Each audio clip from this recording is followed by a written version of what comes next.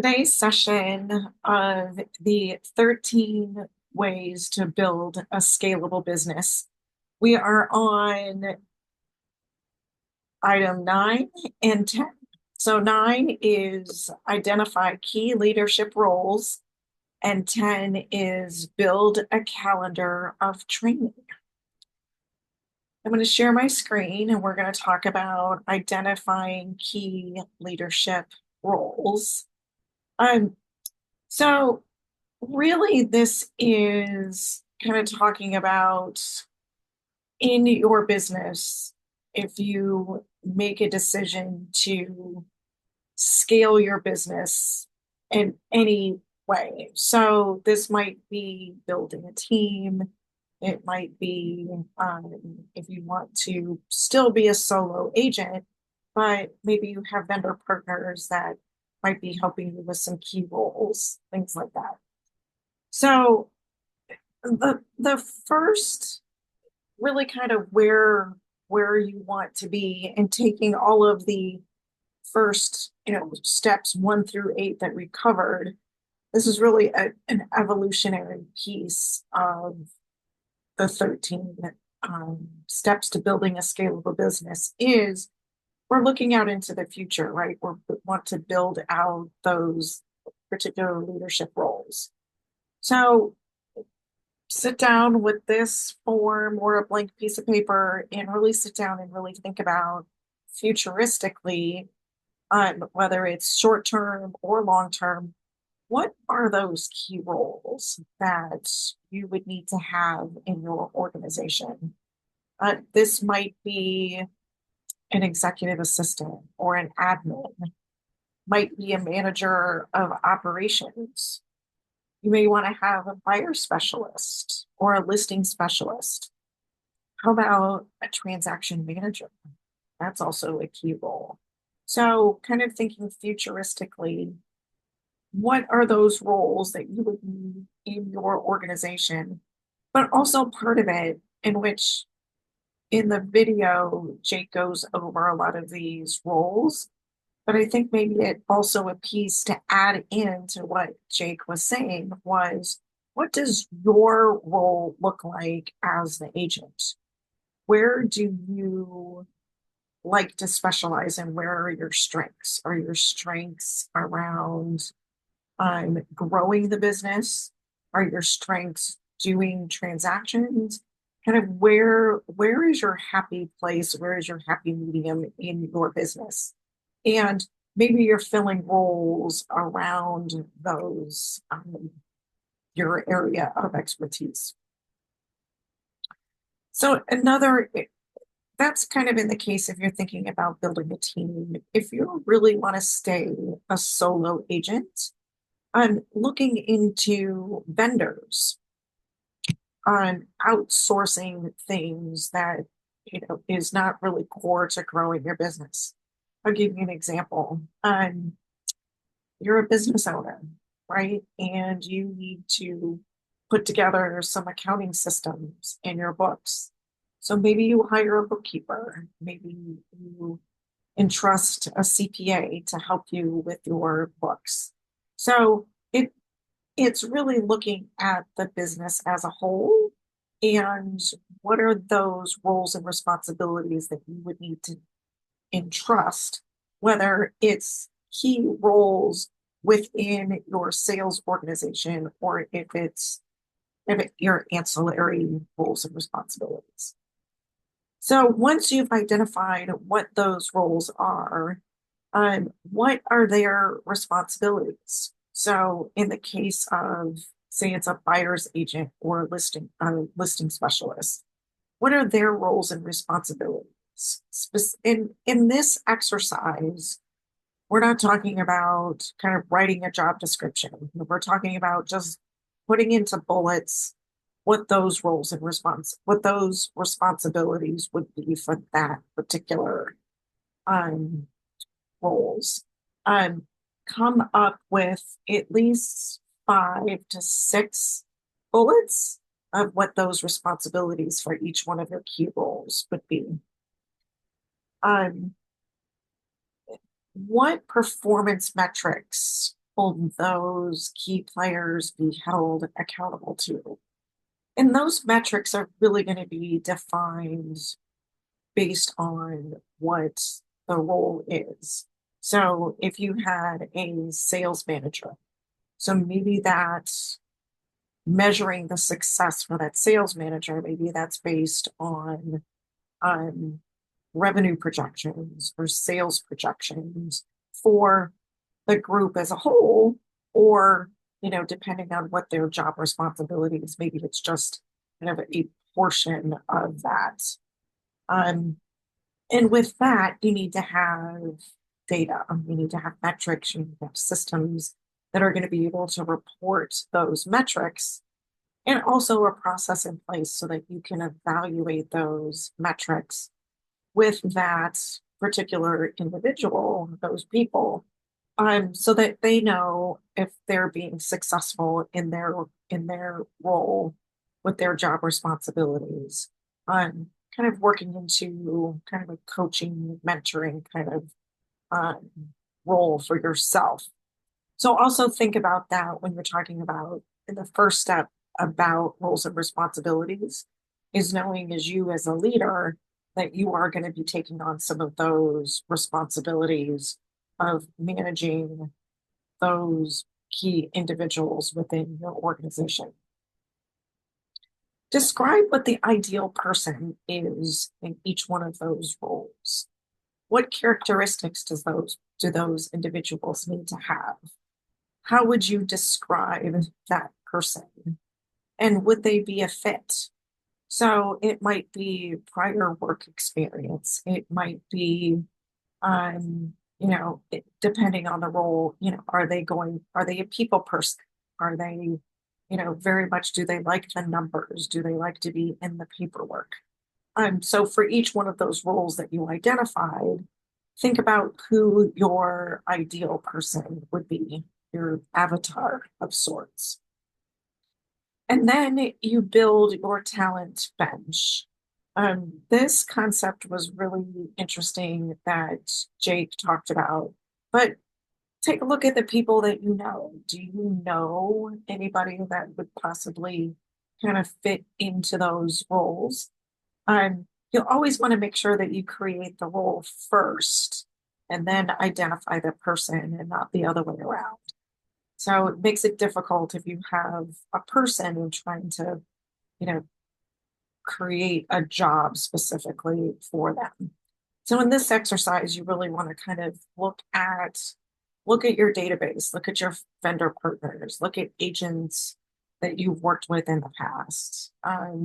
Maybe it's individuals that you worked with in a prior career. Maybe they're looking for a change, and maybe they're a numbers person or a paperwork person. That might be somebody that would, fit into one of your roles specifically. So this is really going to be, this is a little bit different than putting your organization chart together. It's taking your opportunity map and really kind of diving down. We've got this funnel that we're building, and we're just identifying these roles and what their responsibilities would be.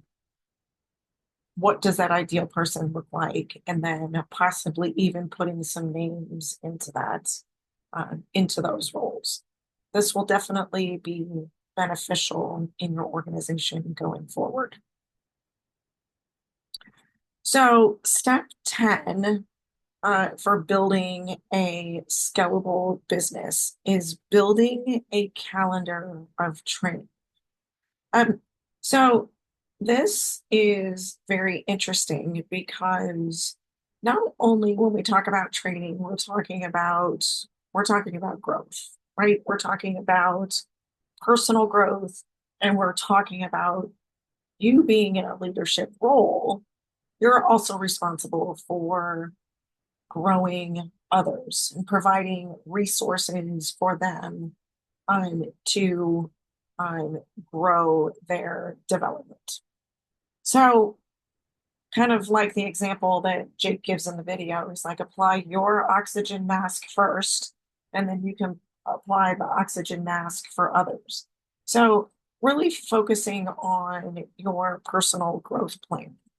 And this is a great exercise to do kind of at the end of the year when you're doing goal planning or the beginning of the year when you're kind of planning out your year is what are the things that you personally want to work on? So the area of personal growth, it could be what you want to work on personally in your professional life, but also in your personal life. So, um, I just had a conversation with somebody about being a little messy and how can we be, how can you keep your desk organized? And maybe one of your goals personally is that you just want to be a little bit neater, a little bit more tidy. Um, Things like that. And then also your personal growth development in a professional standpoint. So maybe you've done the wheel and you've identified some areas in your business that um, need some attention or that you want to grow in a particular way. So, what are those development opportunities? And I'm identifying, listing them out what they are. What training are you going to seek out to cover those areas? So this could be things like what podcasts are you going to listen to? What books are you going to read? What conferences are you going to attend? Networking meetings. And this can be, events from a personal standpoint and also a professional standpoint. And how does that look in your calendar?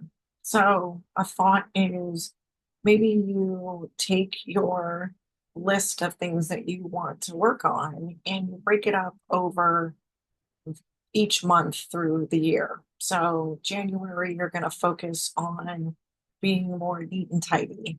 February, you're going to work on the systems in your business. And maybe it's one particular system that you need some automation. In March, you're going to work on something else, and you can kind of see how that kind of gradually grows through um, the evolution of the year. A good idea is even incorporating your growth plan into your goals, right? So, your business goals incorporate your growth plan, whatever that might look like for the year. And, maybe you have a professional goal to, have 25, $2 million in production in the first sales production in the first month. Well, also there's that, but then you also want to work on being a little bit neater and tidier in the month of January. So put all of those together. There's nothing to say that you can't have them all in your goals and your planning all together. So once you've focused on your personal growth as a leader, one thing that you need to do is focusing on the growth of others. How are you developing others? Same question. What training are you providing or can you share with individuals in your organization? What does their growth plan look like? Right? They're going to have a professional and a personal growth plan of things that they want to work on. And how can you help them succeed in their growth plan? What does your calendar look like to help them with their goals? Is it also in their calendar that they're spending time working on their growth plan? So if you're a solo, so it this concept works really great with, kind of in teams, right? If you operate in a team. But if you're a solo agent, how do you help others grow if you're a solo agent? So it partnering with a lender or a title partner, and how can you help each other grow each other's business? Maybe it's a networking opportunity or referrals back and forth kind of thing. How can you help each other grow? So it's not just, looking at the team and growing others. So I'm hoping that you're kind of seeing how each one of these steps are kind of evolutionary as we go through the 13 steps. We just covered step 10, how they're kind of building that scalable business and that foundation.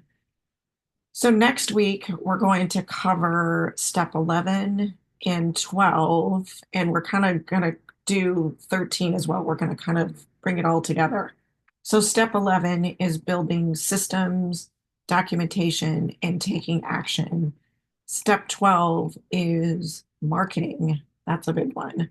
Um, and then 13 is repurpose and repackage. So everything that we've talked about, kind of how can you repackage that and repurpose it ongoing.